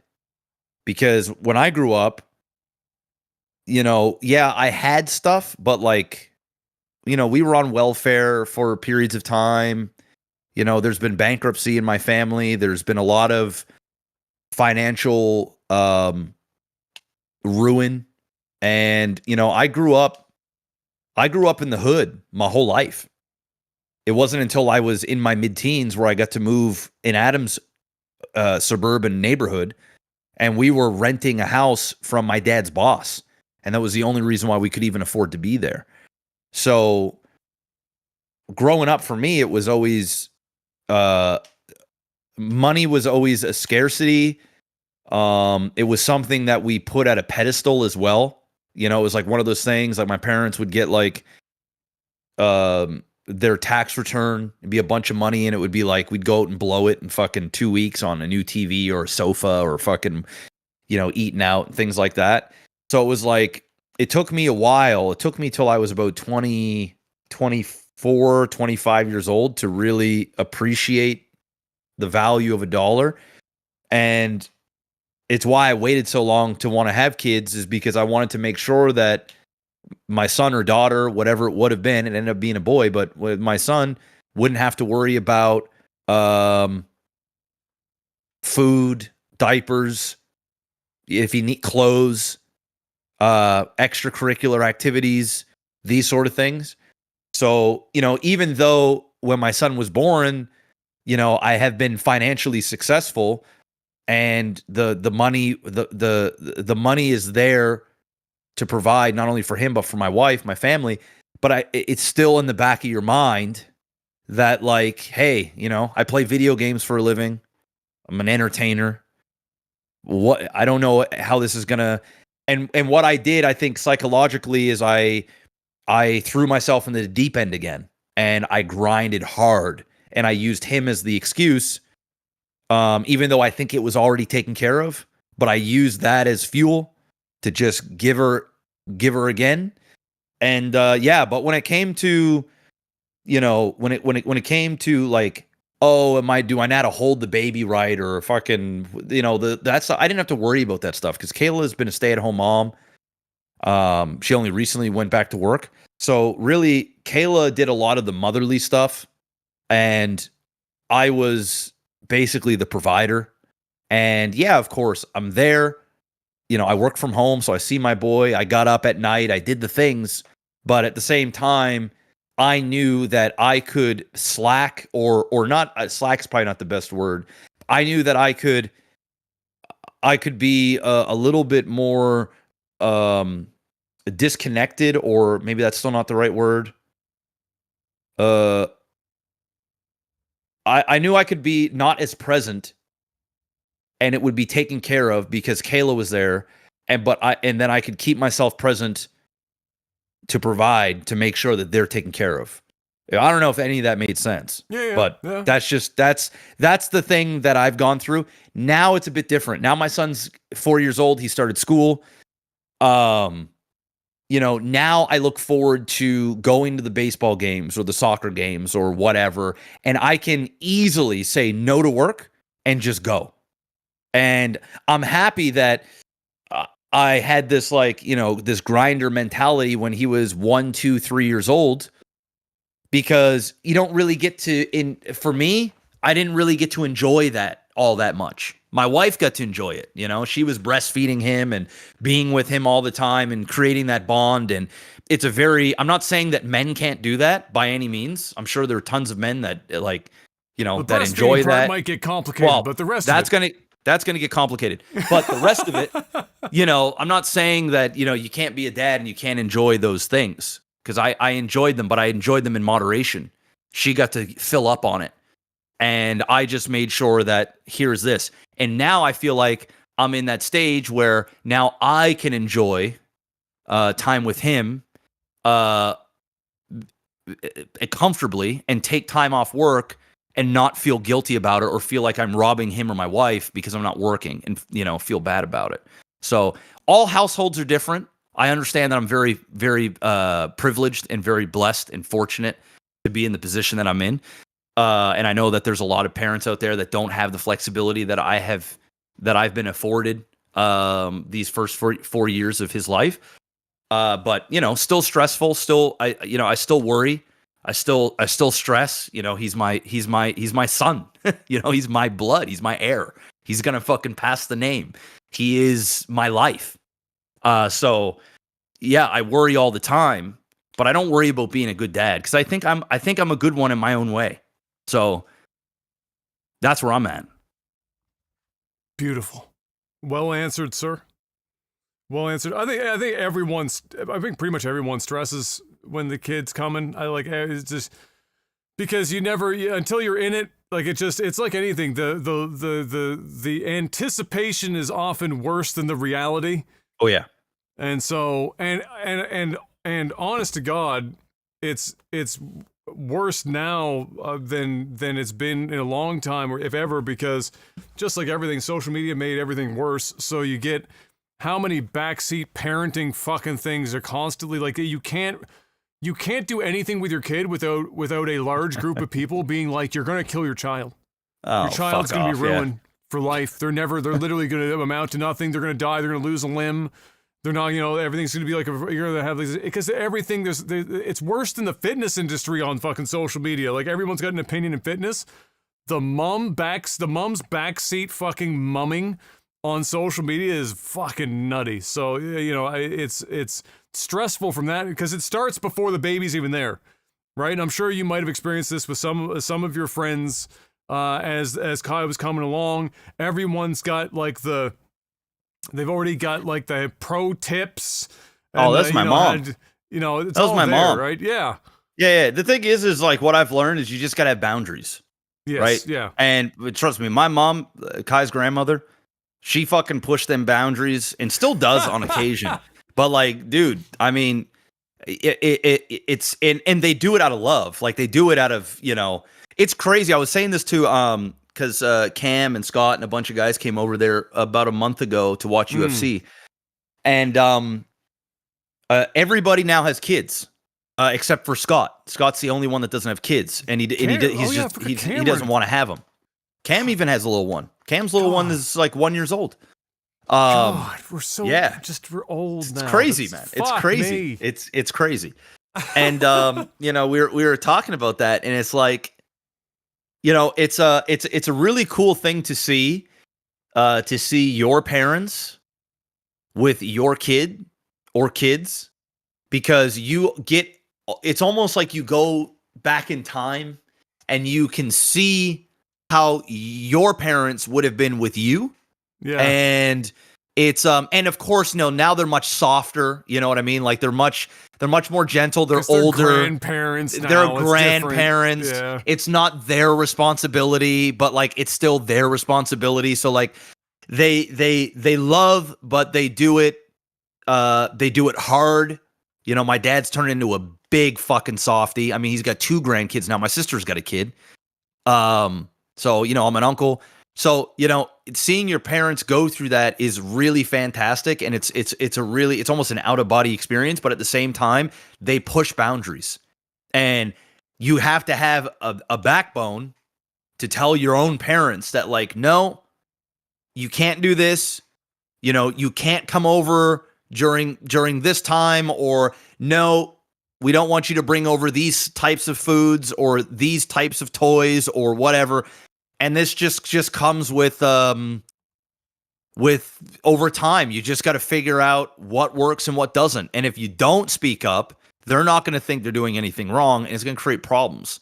And I've almost every single guy I know, we've had this conversation, and all the parents, all of them are like, yeah, there might be a dad or a mom that's just like, whatever, you know what I mean? Like, hey, but there's usually one of grandparents, 1 or 2, that are just like hard in the paint for all the right reasons, but it's like, it's almost a nuisance.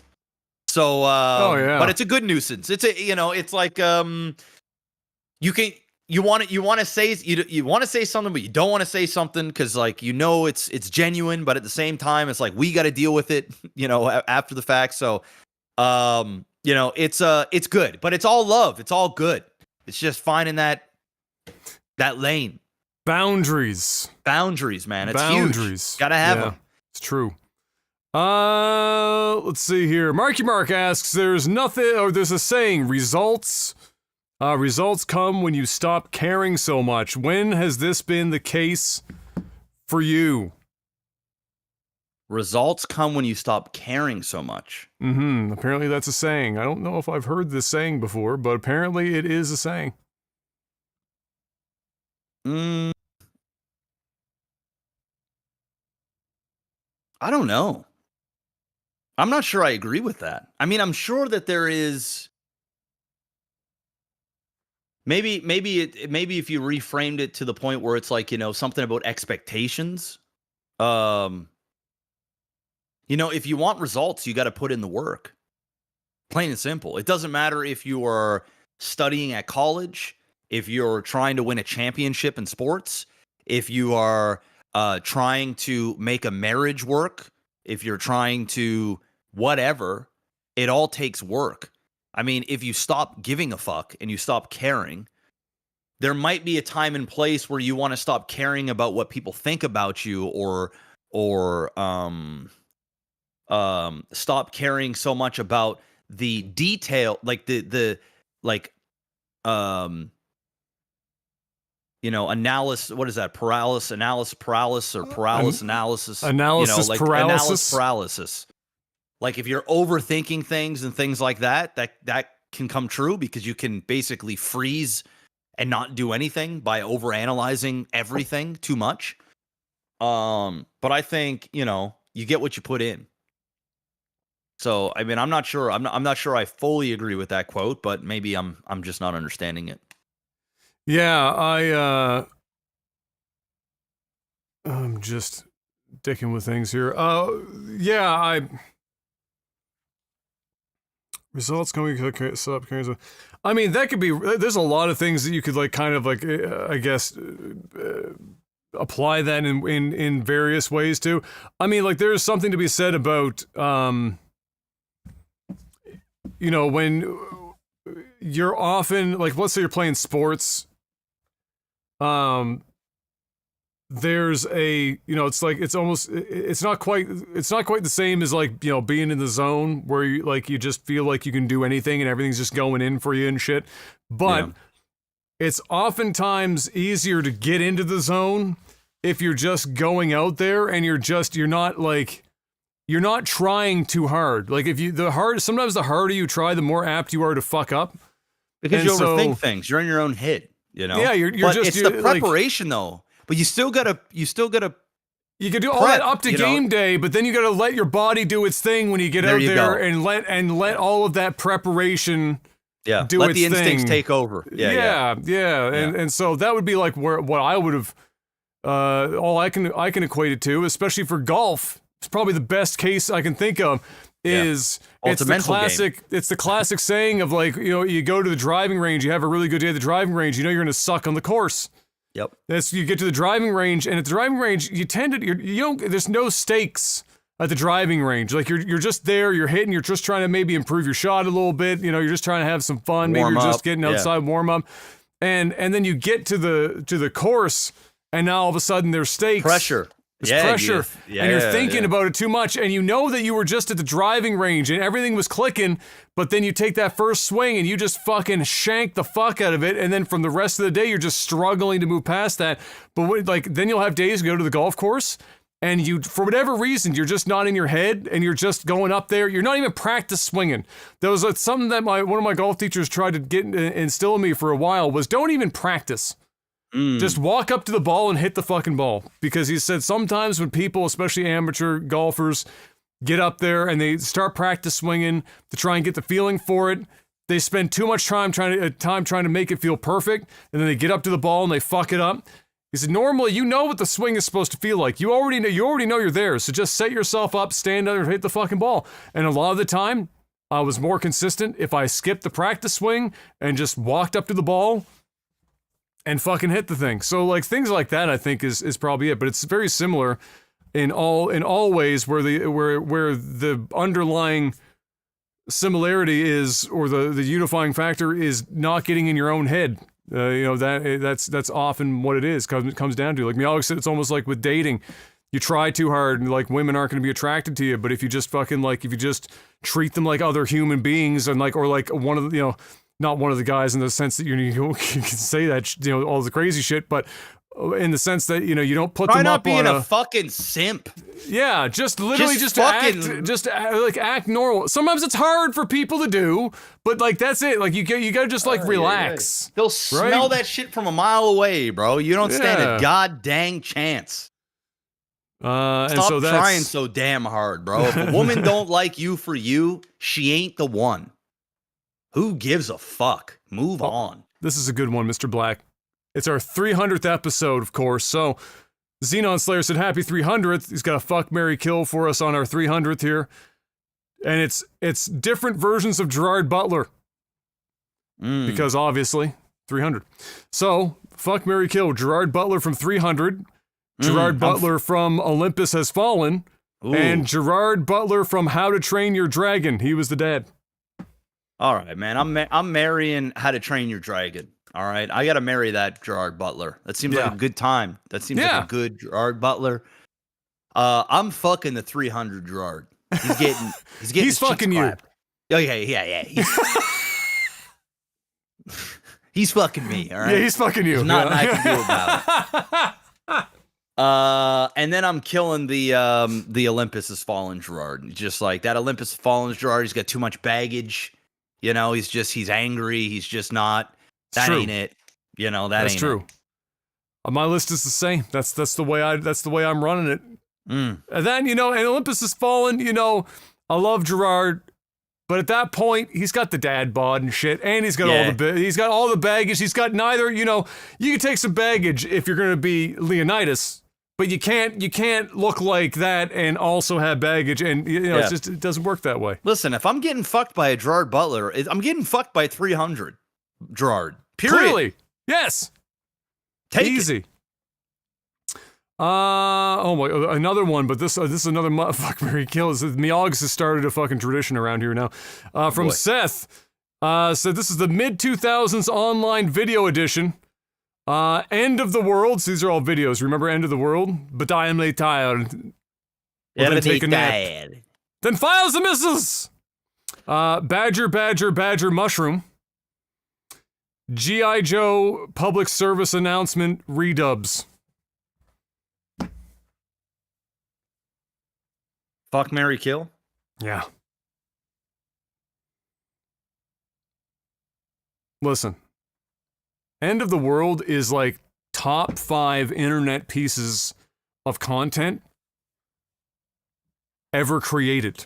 So you're marrying that 100%.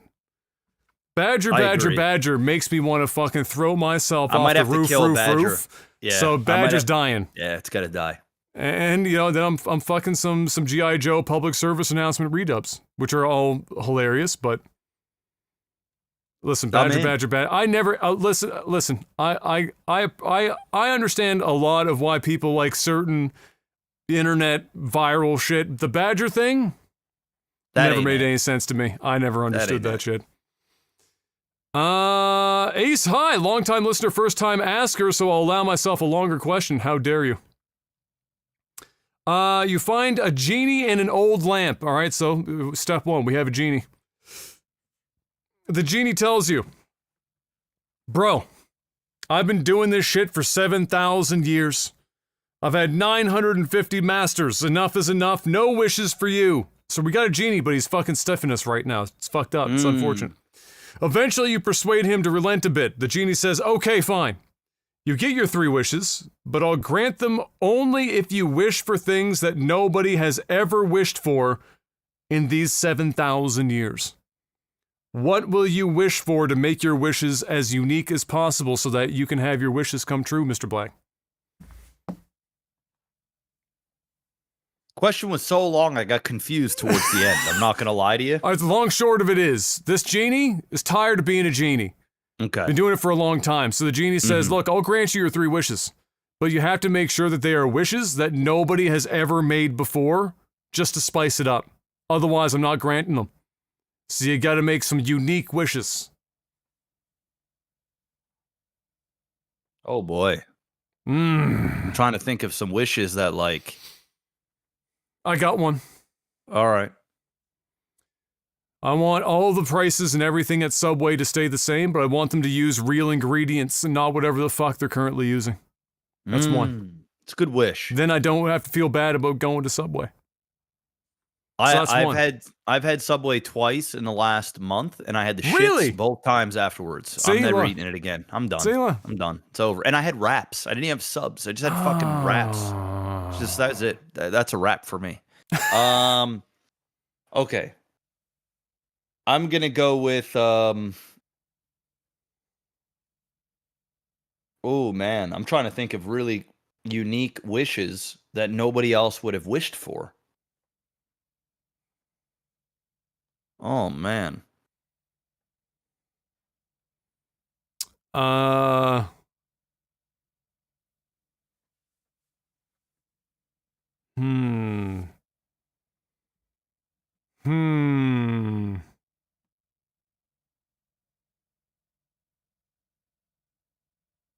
I'm trying to just think of really stupid shit. Yeah, me too. Stupid. This is a tough damn question. There's no way I'm coming up with 3 of them. Right? Fuck off. I'm not coming up with 3 of these. I like my first one. That's a good start. Your one's a good one. Your one's a good one. That's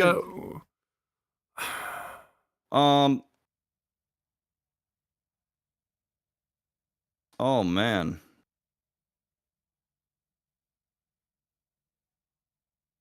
Oof. I'm gonna say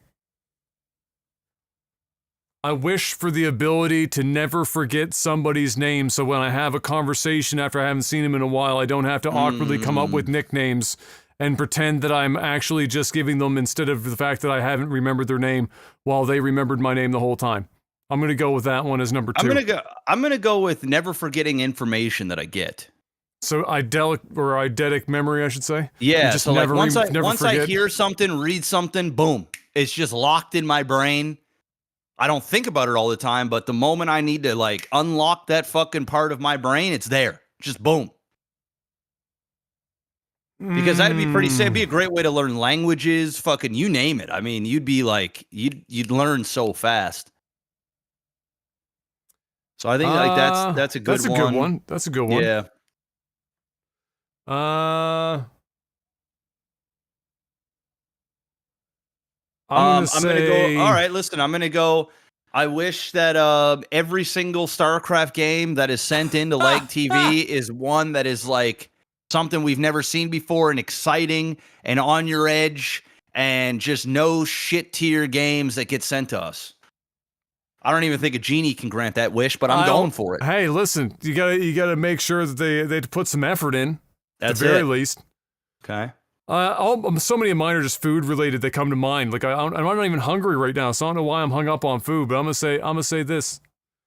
I want it that whenever I just feel like it, whenever I snap my fingers and want it to be so, I want to be made instantly starving, and I want a hamburger, fries, and a beer in front of me at the same time. Ooh. So I'm always ready for it. Starving, I'm ready, I'm dying for this shit, and it appears in front of me, and I can enjoy it at any time I want it. It's going to be the third one. It's all food. All of my in my head, the ones I didn't even mention, they're all food related. I don't know why. They're all in there. You know what?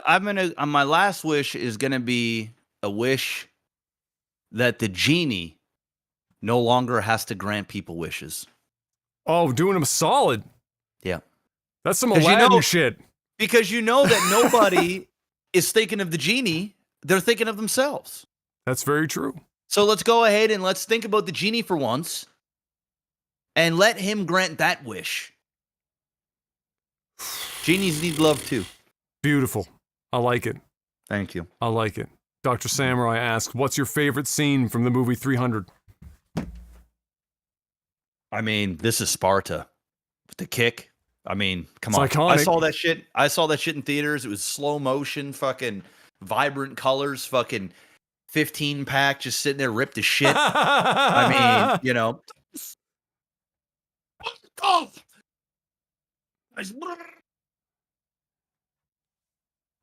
That shit was good. That shit was good. That shit was good. Was real good. That shit was good. Was it 300? Was it 300? Sometimes I feel sometimes I wonder if I'm conflating it with another movie. But was it 300 where the guy was like walked out into the middle of the field and just did like this, and all the arrows were going by him? Is that also 300? 300. Yeah, that was another good scene. Having him just go up there, he's ready for death, and he just does this, and not a single fucking arrow manages to hit him. Well, you know, the other part in 300, that scene where where they're running and then there's the army's coming at them and it's all shield bash and shit. Oh, that's a badass. Dude, that shit was crazy. It was all one take, and it was like we just never seen anything like that before in the theaters. Like, no, it was just crazy the shit they did in that movie. It was like, what was weird about it was that even though it looked amazing and nobody had ever seen anything like it before, it wasn't something that you could replicate, because it was like we saw it once, and for whatever reason, it was one of those styles that nobody ever wanted to see again. That was we had seen it once. Nobody was like, "Where's more of that?" Not even the second 300 movie did all that well. Like nobody that was like this perfect little moment in time. Nailed it out of the park, badass. Everyone wanted the Blu-ray disc to show off their fancy fucking TVs and everything else at the time. But yeah, that's a fun ass movie. I might watch 300 here pretty soon. It's a good movie in there. It's a great movie. Doctor also asking if I'm going to be posting a review of Baldur's Gate. No, I had no plans to do it originally. I did post 2 videos as shorts. I think I can't remember which of the 2 channels. I think it's on my personal channel that goes over my general thoughts for Baldur's Gate. It's the game of the year. There you go. And then Starfield, yes, that one is getting a review. It is not game of the year. There you go. the short versions of both reviews. It's an unenthusiastic hand job. Yes. Jeff, he also said, Jeff, do you ever watch Bluey as a family? Yes. We just got into it. No. And the scenes are so accurate that my wife and I often die laughing while our daughter has no idea why. What is Bluey? Like some kids show or something? Yeah, it's a kids show. Bluey. It's Kai does watch it. But yeah, I mean, we don't sit down as a family and watch Bluey. I mean, we've been together and it's been on the background, and we've made comments about the show, but like, yeah. And I'm pretty sure Bluey is like the Australian family. I think they're all Aussies. Oh, okay. I think, if that's the right one I'm thinking of. On a scale of 1 to 10, how good do you think children's programming is compared to what we had growing up? Oh, this children's programming is shit compared to us. My son is on the old school shit now. He's watching old Inspector Gadget, because they got like a new Inspector Gadget, and he's been watching. I'm like, son, this ain't it. You got to watch the old stuff. So he's been watching the old stuff. He likes it. He's been watching the old Ninja Turtles. He's watching like a lot of the old school TV shows, like old cartoons, and it makes me happy. Because the new stuff, it all looks the same, bro. It's all got that same looking animation. It's all bad. It's like, because it's all computer computer generated. And not only that, it's almost like they use the same fucking voice actors for every fucking TV show there is. There's a lot of crossover, yeah. I feel like I when I'm watching this shit, and if I had my eyes closed, I wouldn't know if I'm watching fucking Bluey from fucking Papa Pig or some shit. It all sounds the same. I mean, those are actually a little bit different, but you know what I'm saying? It's all the fucking same. It's all the same. And you can tell the majority of the kids are actually just like middle-aged females that are just and that's what they do. It's just like, oh my God, just it's horrible. The other thing that kind of drives me nuts about kids programming right now, and not, I don't know what the toddler programming is like, but like the early childhood, so like the, from ages, let's say 5 and up kind of deal. So like the Saturday morning cartoon crowd, it's like every show, like it's destroying attention spans. The pacing of all the shows is like 1,000 miles an hour. It's just constant, in your face, blinking lights and fucking dancing shows and the whole 9 yards and fucking like hype as shit and everything. It's crazy. Like you watch SpongeBob today and you watch SpongeBob from back in the day, and they're two wildly different fucking shows, and one of them, it's like no wonder kids are like cracked out of their fucking tree and ADHD, and like it's just the pacing is crazy fast, and like just, and then they get onto YouTube and they're getting fucking blasted with like, the attention span of kids must be zero. It must be literally less than zero. I mean, dude, my son will have TV on and an iPad on his lap and a Switch on the side. I'm like, bro, the fuck are you doing, man? And I go to turn down the TV. He's like, what are you doing? I'm like, I'm turning down the TV. He's like, I'm watching that. I'm like, bro, you've got an iPad and a Switch there. You're not watching nothing, man. These kids. It's crazy out here with the multitask, with that ADHD mind. Oh, yeah.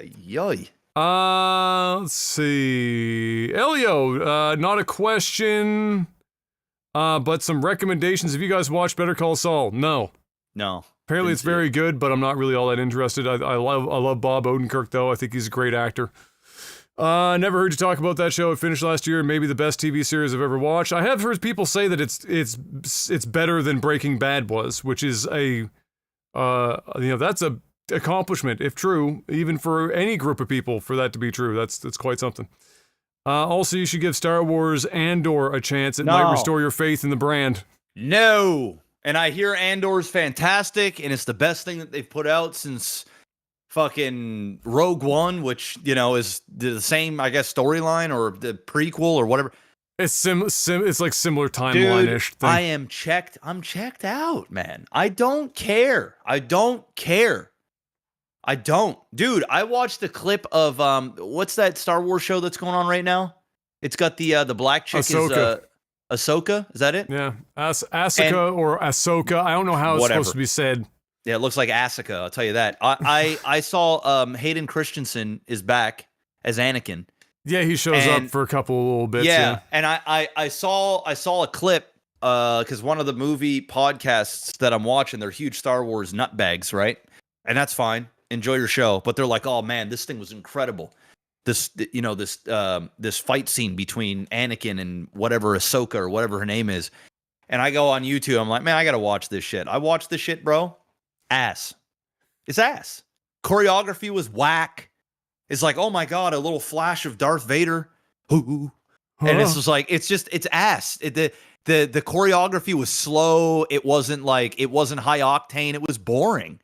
I'm like, dude, how do people enjoy it? Like, I mean, if you enjoy it, you enjoy it. I'm happy for you. Like, seriously. I mean, I enjoy really shitty reality TV, and some of you guys will watch that shit, and you guys will be like, "Oh, I don't know how you do it, Jeff. This is fucking awful." Hey, it's my guilty pleasure. I go in knowing it's awful, and I enjoy it, okay?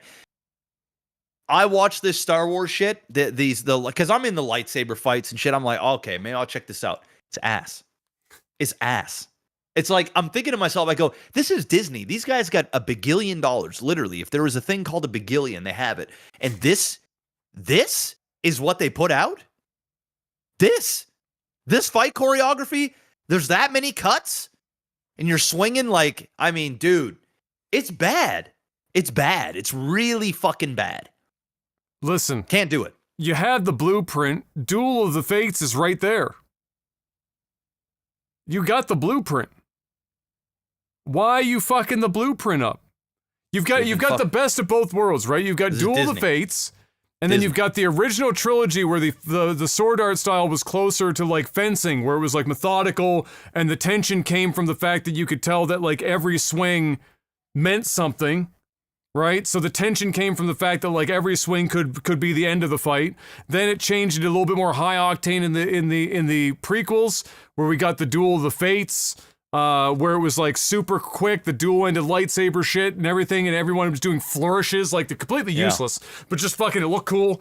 So we got a bunch of that shit, and so cool for two different reasons. But then like the new age shit is neither like the methodical and like every move feels like it means something, nor is it like the really like fancy flourishy shit. Because the choreography is dog water, and they refuse to do enough takes to get rid of like mistakes. It's like when you go and watch the sequels, the worst of them all was that the what do you call it? What do you want to call it? The Red Room, all the fucking guard, like the Emperor's Guard or whatever the fuck. Yeah.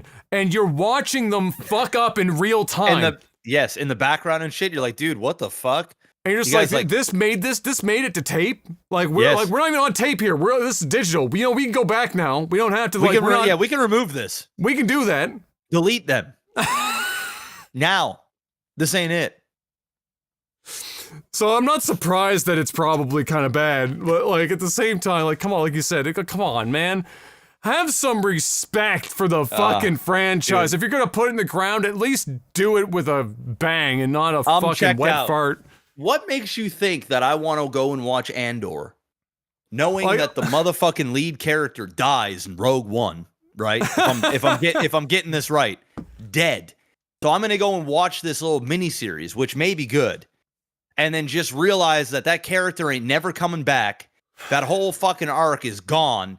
And the only reason why they made it is because Rogue One is revered. It's the only thing people really gave a fuck about, the hardcore Star Wars fans. And now I get to go and watch Ayahuasca or Ayahuasca or whatever the fuck this is. More fucking jet. I don't fucking know, bro. You turn into a Russian defector there for. Seriously, man. It seems like something that Joe Rogan would take. Ayahuasca. Let me get on this DMT shit and fucking throw around some light. I'm checked out. Like I'm actually fully checked out. Like the only way I'm giving Star Wars another chance is if it's a brand new franchise and I don't hear the word Skywalker. If it's brand spanking new and we don't got a Rey, we ain't got a Luke, we ain't got a Han Solo, bro, we ain't got a Chewbacca. The Old Republic is right there. Oh my God, the Old Republic is right with the extended universe. It's already there. Yep. It's waiting. They refuse. So fuck them. I refuse to give them my dollars. I'm not watching it. Even the last season of Mandalorian was ass. Oh, that show's down bad, ass. Bro. That show is dead. That show is I don't think we're going to see another Mandalorian. That show's dead. The first season, like they had flashes in the pan of like this could be something reasonable, and then they just fucking they every like decision they could have made to weaken the show, they made that decision. They went forward with it. It's over. It's over for me. I'm happy that some people out there still loving Star Wars. I'm happy for you. Just keep it going. Maybe you guys will support it enough to the point where they can get back to something I can fuck with. But I'm over the Skywalker sagas. I'm over all of the old characters. And like now we're hearing that there's going to be not a Han Solo, a fucking, the fucking black dude, man. Billy D. Williams or whatever his name is. His character. Yeah, Lando Calrissian. Yeah, Lando. There's going to be a Lando movie. First was going to be a series. Now there's a Lando movie. I'm waiting for Chewbacca so we can just hear like 45 straight minutes of Chewbacca sounds. Dude, I would much rather a movie about Chewbacca's in the fucking jungle doing some fucking Chewbacca shit, just acting like Bigfoot, and it's just like a small intimate story about the family, not even of Chewbacca, but give me like the fucking their people. I might get into something like that. But bro, everything else, I'm done. I don't care. It's over. It's over. Mary Fuck Kill comes in from Miyagi. Two of these shows I don't even know. Hey, Salute Your Shorts. That ring a bell? Don't know. Hey Dude. So I'm killing that. Yeah. Hey Dude? Yeah. Okay. Nothing. And Are You Afraid of the Dark? That one we got unlocked. I'm marrying that one. Yeah, that's easy. That shit's getting married right now. The other two are getting killed. I'm not even fucking anything. Oh, yeah, I'm just they're both marrying. dead. They're both dead. Are You Afraid of the Dark? Kayla and I went on a little binge of that like maybe 3 weeks ago. Really? Yeah, man. It was on the Plex that I had. Oh, and I was right. I'm like, Are You Afraid of the Dark? I'm like, oh man, I'm gonna try and rewatch the ones that like fucking scarred me as a child. And so I started like Slappy? Slappy was Goosebumps. Goosebumps. There was one that scared the living shit out of me when I was a kid, and it had to do with a witch. And it was like she was a babysitter. Somebody will know, but I didn't know what the name of the episode was. So I went on Google and I put "Are You Afraid of the Dark? Witch Babysitter?" And then it was like season 2, episode 9. So I went there and I rewatched it. I was like, oh yeah, this is a joke. But like when I was a kid, this thing was like, it's like, oh my God. There was another one. Yeah, there was another one with the black girl from the youngest black chick that was on Fresh Prince, like the youngest sister. Yeah, Ashley. She was in Ashley. Ashley. Yes, Ashley. I think it is Ashley. She was in an episode of Are You Afraid of the Dark, and that one scared me as a kid too. And we rewatched that one, and it wasn't, it was just whatever. Ain't shit. It ain't shit, bro. All them. We watched maybe 5 or 6 episodes, and they're really short, dude. They're like 20 minutes long. They're very, very short. So, Goosebumps or Are You Afraid of the Dark? What are you running? If I'm being honest, I'm running Are You Afraid of the Dark? But I did fuck with Goosebumps, but the problem is Goosebumps came out at a time where I was just, I think, a little bit too old to be really scared of Goosebumps. But Are You Afraid of the Dark? It came at that age where, if I was like 10 years old, 10 years old, and I'm watching some of the stuff, it's really scary. I feel like Goosebumps came a few years after Are You Afraid of the Dark? And its prime. And by that time, I was like, 12 years old. And yes, there were a couple of episodes of Goosebumps that definitely had me scared, for sure, as a kid. But I identified more with Are You Afraid of the Dark than Goosebumps. But if somebody told me Goosebumps is better, I would tend to agree. It is a better show. But Are You Afraid of the Dark is near and dear, man. It's the throwing the shit in the fire and the fire going... Yes. Of the Midnight Society. The Midnight Society. I call this story. Yeah. That shit was fire, bro. Yeah, it's good, man. And then at the end they bring it back and they're all at the campfire and the one dude pours the water on the thing and they all scurry off. That shit is good concept. Man. Classic. It's classic. Last question, and I don't even know if I have an answer, but maybe you'll think of one. This comes in from Volkus, who asks, weirdest or most memorable comment you've had on a video?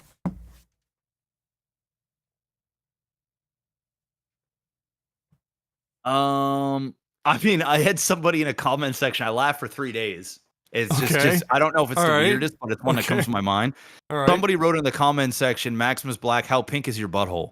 And I just I laughed, bro. Fucking laughed. Man, it was so random, dude. It was so random. I'm just like going through the comments. And they're like, hey, Maximus, how pink is your butthole? And I'm like, what the fuck is this? And I laughed for about 3 days, man. I'd be driving my car and I just think about it and I just start laughing. I didn't even respond. I liked it. Like I favorited the thing. And that was pretty stupid. Fuck, that's good. It was good. Man, I don't know. Oh, man, off the top of my head, I don't know. I definitely haven't had anything so recent like that I'd be able to think of, but I think the comment that made me laugh, but for very different reasons, more recently was when I was talking about Starfield, and somebody told me it was because I was playing the game wrong. Oh, okay, great. I didn't know that was possible personally. I was unaware that was that it was possible to play a video game that wrong. I was just playing the main quest and doing some side quests, but apparently you're playing it wrong. That wasn't the right way to play it. So I mean, listen, you learn something new every day. Get out there, try again, make some mistakes. Speaking of making some mistakes, we're about to go watch some StarCraft where people are going to make a lot of them. Yes. So that's what we're going to do. Thank you very much, ladies and gentlemen, for stopping by today. Hopefully you enjoyed the podcast. Yes, I know the audio for Jeff was way louder. We moved the audio problems from StarCraft to here. Hey, it's all good. It's all good. The power, when the hurricane blew through, power went out, and it reset all of my audio on my interfaces. All right. Hey, we survived, and Adam didn't take 30 minutes to try and fix it. So, hey, this is good. Jeff would just tell me to shut the fuck up and do the podcast. That's what we did. Boom, he's learning, guys. You know what he's doing? He's doing that question that guy said, where it's just like, you don't overthink it. Care less. Just fucking go. Just go. We will see you guys next week. Thank you very much for stopping by. And until we do, stay safe out there. Have a good one. And peace. Peace.